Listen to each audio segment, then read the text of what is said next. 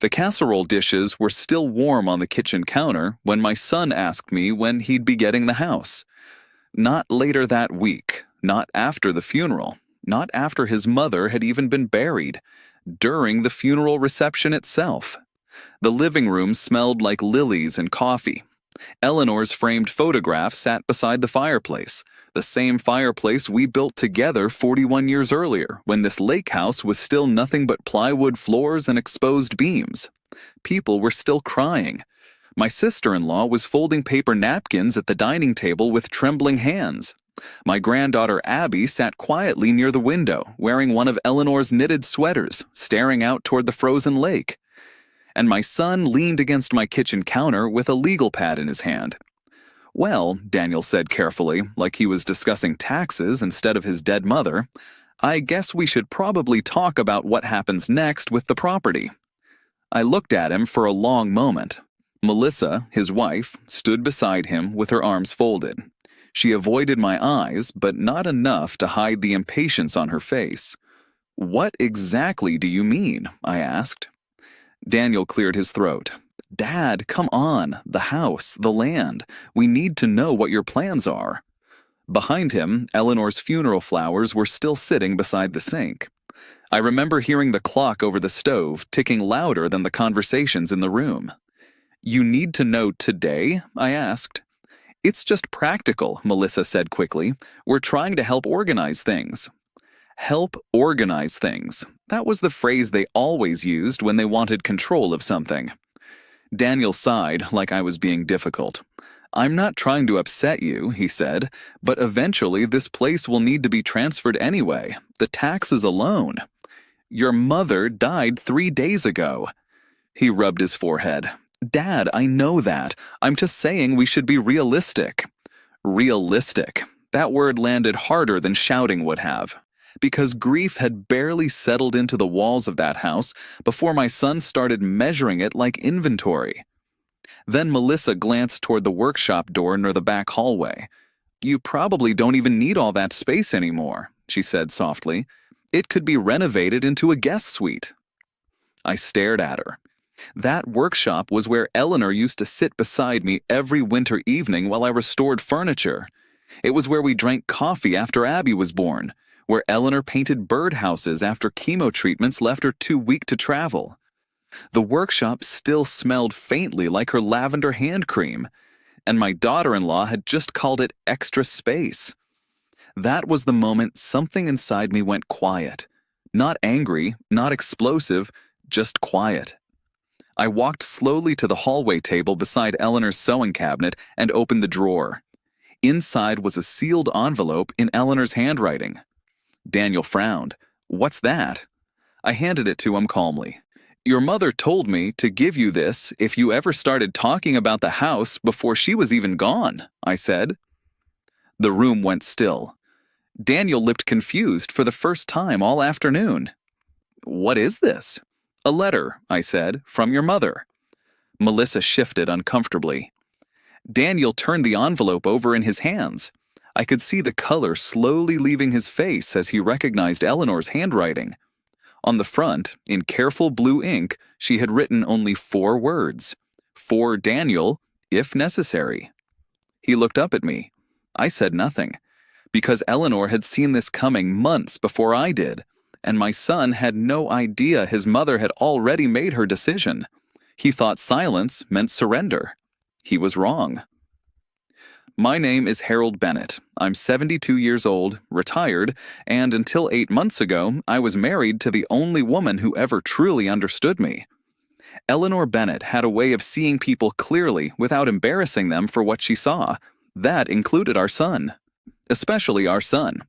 I spent 46 years working as a cabinet maker and carpenter in northern Michigan. Started when I was 19 under a stubborn old Polish contractor who believed every mistake deserved a lesson and every lesson deserved blisters. By the time I retired, I had built half the custom kitchens in 3 counties. But the only thing I ever truly cared about building was that lake house. The land itself wasn't much when Eleanor and I bought it in 1982, just 6 rough acres beside Greywater Lake with an old fishing cabin leaning sideways near the shoreline. Most people laughed when we bought it. No insulation, no plumbing worth mentioning.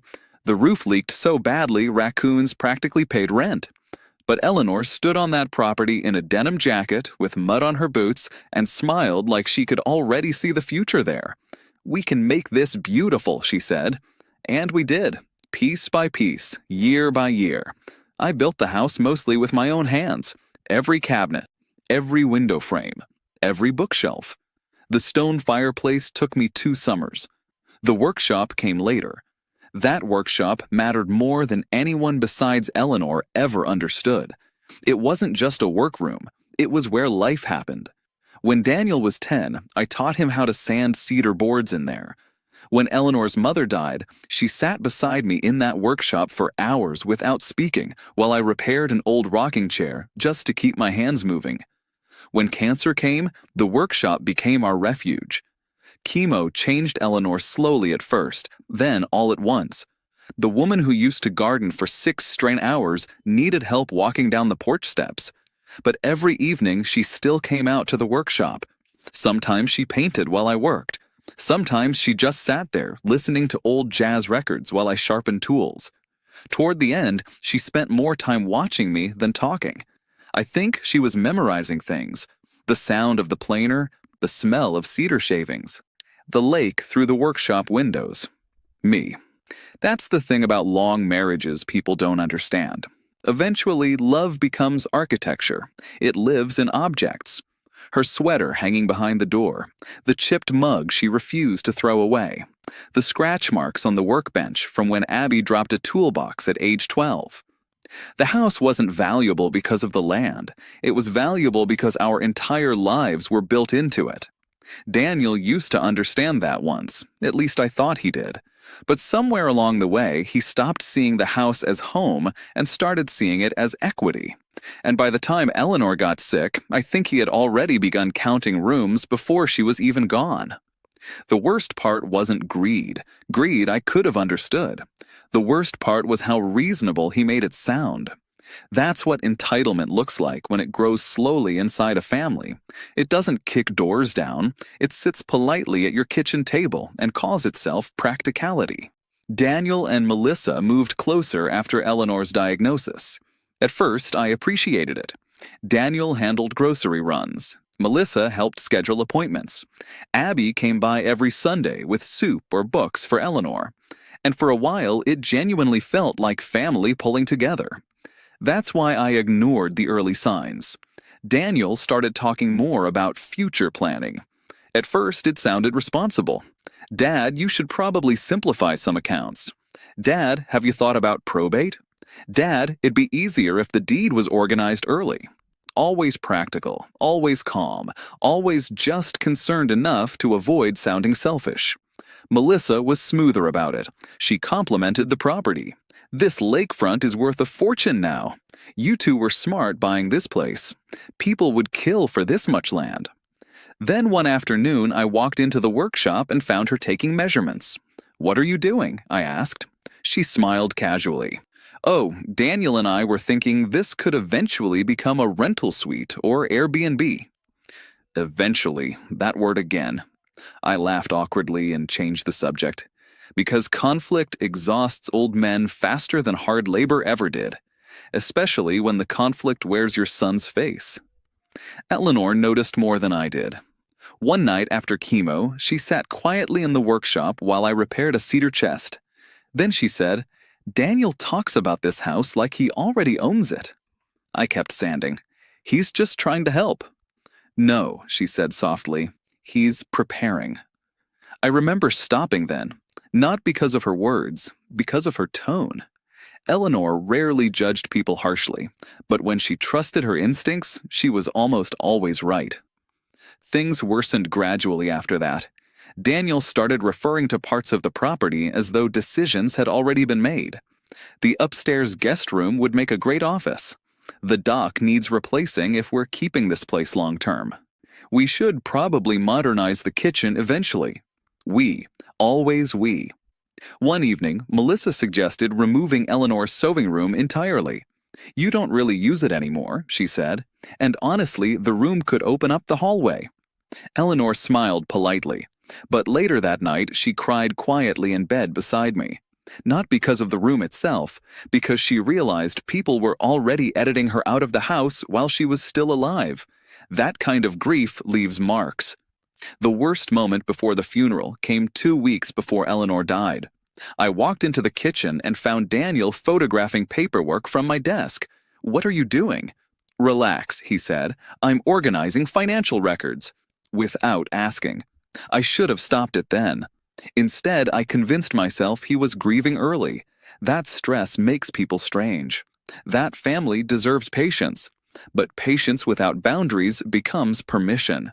And by the time I understood that, Eleanor had already prepared for what came next. 3 weeks before she passed, she asked me to bring her the blue file from the workshop cabinet.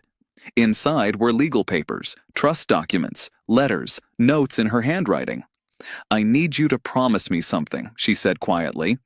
I sat beside her bed holding those papers while snow fell outside the window. "If Daniel starts treating you like an obstacle instead of family," she whispered, "you protect yourself." I remember staring at her. "You think he'd do that?" "I think grief reveals character," she said. Then she handed me the envelope addressed to him. "For later," she said. I didn't open it. I wish now that I had. The funeral reception ended awkwardly after I handed Daniel the letter. He didn't open it immediately. That surprised me. Instead, he slipped it into his coat pocket like he was embarrassed for everyone else to see it. Maybe part of him already knew. Most of the relatives left within the hour. The silence afterward felt heavy enough to crack the walls. Melissa was upstairs pretending to help clean. Abby had gone home with my sister. And Daniel followed me into the workshop. I heard the door shut behind him. "You really did that in front of everybody?" he asked. I kept organizing chisels on the workbench. "She wrote the letter." "That's not the point." I looked at him calmly. "Then what is?" He exhaled sharply. "You embarrassed me." "No," I said quietly. "Your timing embarrassed you." He stared at me, then finally pulled the envelope from his coat. "I haven't read it yet." "You should." He tore it open right there in the workshop. I watched his face change line by line. Confusion first, then anger, then something else. Shame. Eleanor's letters were never dramatic. That wasn't her style. She wrote plainly. That made her harder to ignore. "Dan, if you are reading this, it means you asked about the house before your father had time to grieve me properly. If that happened, then I need you to understand something clearly. The house is not a reward for waiting for us to die. It is your father's home. The workshop is his life's work. And if you reduce either of those things to property value, then you have misunderstood us completely. I saw the way you looked at documents instead of memories these past months. I saw the impatience. I saw the planning. You may someday inherit possessions, but you are not entitled to people, especially not while they are still alive. Take care of your father before you ask what remains after him. Love, Mom." Daniel folded the paper too quickly. She thought I was some kind of thief? She thought you were forgetting yourself. He scoffed bitterly. "Dad, come on. Melissa and I are trying to build a future." "At your mother's funeral?" His jaw tightened. "You barely use half this property anymore." There it was, the truth beneath the manners. I nodded slowly. "It's still mine." "That's not what I mean." "Then explain it." He paced once across the workshop floor. "You're 72. Maintaining this place is too much for one person. We thought maybe eventually we'd move in full time, and we? Me and Melissa. And when exactly did either of you become owners?" He looked away first. That told me everything. Because people avoiding eye contact usually means they've already rehearsed their excuses. Daniel rubbed the back of his neck. "You're twisting this." "No," I said calmly. "I'm finally hearing it clearly." Melissa appeared in the doorway then. "Can we not do this tonight?" she asked. Daniel gestured toward me. "Dad's acting like we're vultures." I looked at her. "Did you discuss renovating Eleanor's sewing room before she died?" Melissa hesitated. "That wasn't malicious." "Did you?" "Yes." Did either of you ask first? Silence.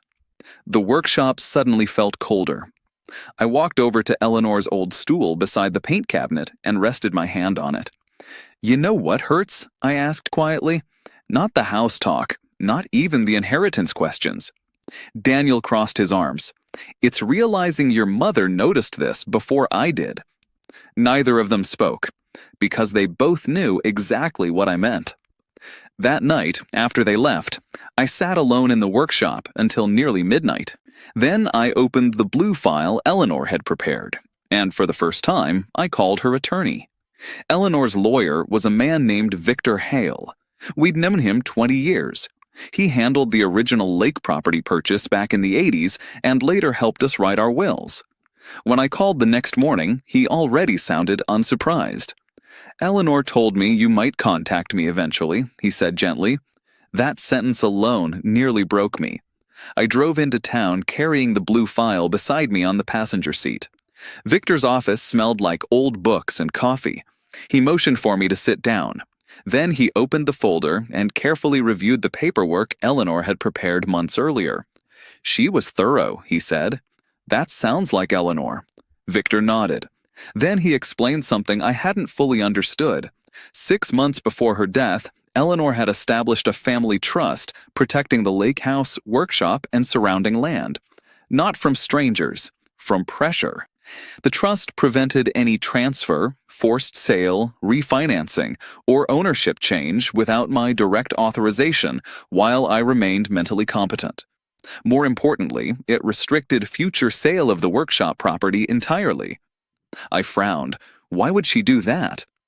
Victor adjusted his glasses carefully.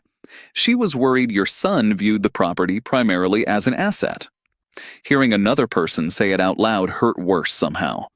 There's more, Victor said. He handed me copies of notes Eleanor had written during meetings. Simple observations. Daniel asking repeated questions about deed transfers. Melissa requesting estimated property values. Conversations about maximizing space. Even concerns about converting the workshop into rental property. She documented everything, Victor said. I sat there staring at Eleanor's handwriting until my vision blurred. She knew, I whispered. She suspected. Victor leaned forward slightly. Harold, your wife loved your son. This wasn't punishment. This was protection.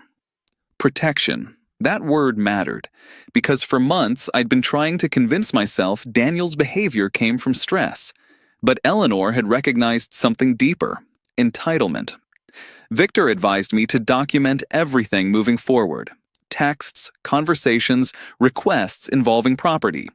Don't escalate, he said, just observe. So I did. And once I started paying attention, the pattern became impossible to ignore.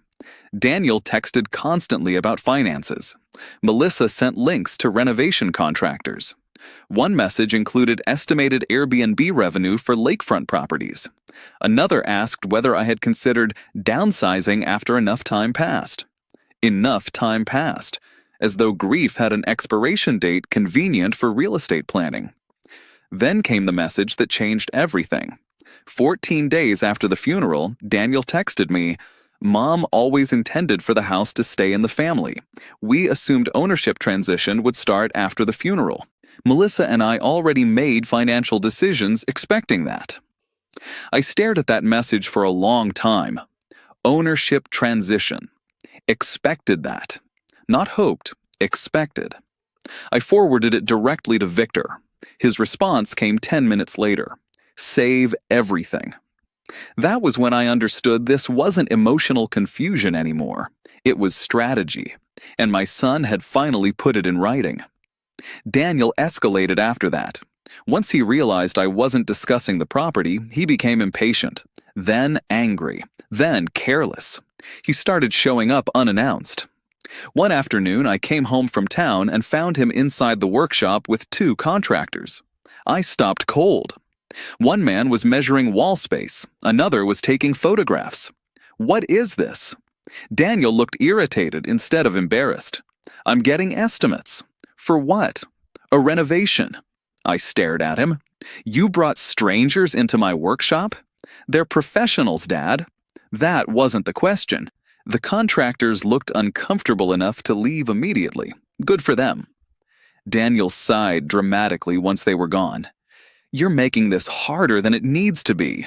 No, I said quietly. You are. He ran both hands through his hair. You can't maintain this place forever. That decision belongs to me. You're being stubborn. And you're being entitled. That word hit him hard. I'm your son. You're also acting like my replacement. His face hardened. You know what? Fine. Let's be honest. Mom wanted this place kept in the family. She also wanted respect. He ignored that. Melissa and I already planned our future around this property. I looked at him carefully. You planned your future around something you didn't own. That's when he made the mistake. The big one. The irreversible one. He pulled folded papers from his jacket. I was trying to avoid lawyers, he said, but maybe it's easier if we just formalize things. I took the papers slowly. Transfer authorization forms. Prepared already. Tabs marked with signature lines. My signature lines. I looked up at him. When did you prepare these? A few weeks ago. A few weeks before or after your mother died? He said nothing. That silence told me enough. I handed the papers back calmly. No. His frustration cracked open then. Dad, this is ridiculous. Eventually, this place will be mine anyway. No, I said. Eventually, I'll be dead. Those are not the same thing. He looked stunned. Maybe because I'd finally stopped softening the truth for him. Then came the final mistake. 3 nights later, he sent a long, angry text after I refused another meeting. You're letting emotions ruin practical decisions. Mom knew I'd take over eventually. You staying there alone is irrational. If you don't cooperate, this is going to become ugly for everyone. I read it twice, then forwarded it to Victor. His reply came almost immediately. That was the last piece we needed. By Friday morning, everything was ready. I invited Daniel and Melissa to the lake house the following Sunday. I told them we were finally going to discuss the property. They arrived early. Confident. That was the sad part. They actually believed pressure had worked. Melissa carried a folder. Daniel walked through the house looking relieved for the first time in weeks. I'm glad you came around, he said. I didn't answer. Victor arrived 15 minutes later. That changed the atmosphere immediately. Daniel frowned. Why is the lawyer here? Victor set his briefcase calmly on the dining table beneath Eleanor's photograph. Because this is now a legal conversation. Melissa's expression tightened instantly. I remained seated quietly beside the fireplace. Victor opened the blue file. Then he began. 6 months ago, Eleanor Bennett established the Greywater Family Preservation Trust. Daniel blanked. The what? Victor continued without emotion. The lake house, workshop, surrounding acreage, and all associated structures were transferred into protected trust ownership. Melissa sat forward sharply. Transferred to who? Victor looked directly at me. To Harold Bennett during his lifetime. Full residential authority remains solely his. Daniel frowned. Okay, fine. Eventually, it still comes to me. Victor paused. No, not automatically. The room went completely still. Victor slid documents across the table. The trust contains restrictions specifically preventing forced sale, development conversion, refinancing, or transfer based on family pressure or inheritance assumptions. Daniel stared at the papers. What does that mean? It means, Victor said calmly, the property cannot be claimed, leveraged, redeveloped, or occupied without Harold's direct consent. Melissa's voice sharpened. This is insane.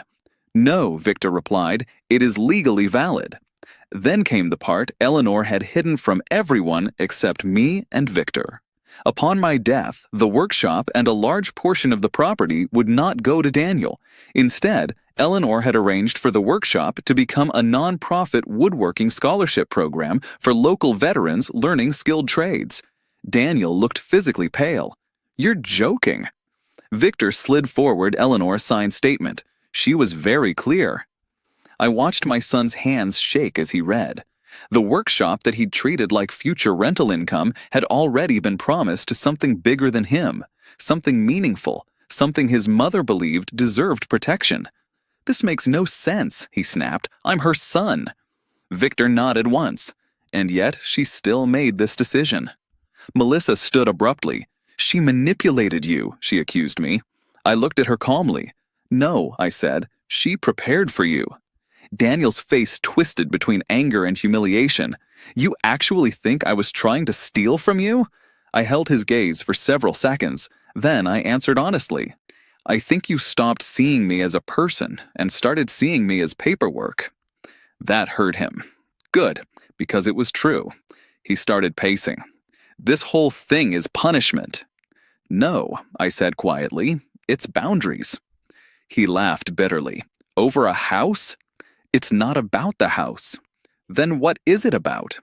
I looked around slowly, at Eleanor's photograph, at the workshop door, at the window facing the lake. "It's about respect." Silence filled the room. Then Victor placed printed copies of Daniel's texts on the table. The messages about ownership transition, the threats, the pressure, the assumptions. Daniel's shoulders dropped as he realized everything had been documented. "You kept my texts?" "You sent them," Melissa whispered. "Daniel." I stood slowly then.